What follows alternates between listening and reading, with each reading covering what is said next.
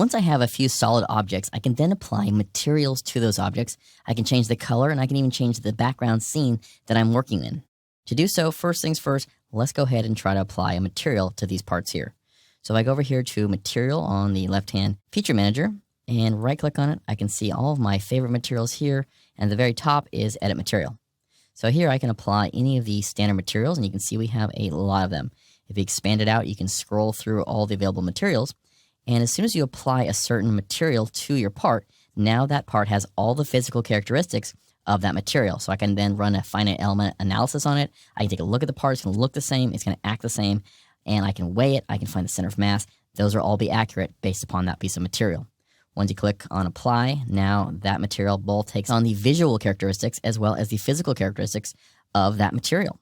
I can also then add and change the color of the part if I wanted to by clicking on this little beach ball under Edit Appearances.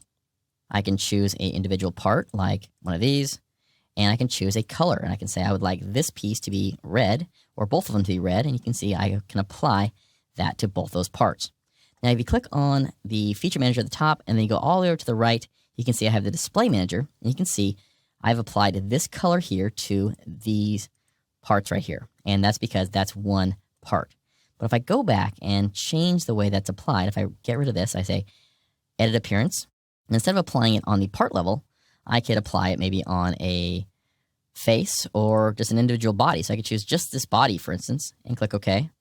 And then I have it under Revolve, and I can delete it here. So this shape here does not have an appearance applied to it at all. I'm only applying this appearance to this revolve. Then if I want to add some other appearance, I could choose maybe this one here for selected bodies. I'm going to choose that body right there. I'm going to get rid of that part on top of there, and then maybe change this one to blue.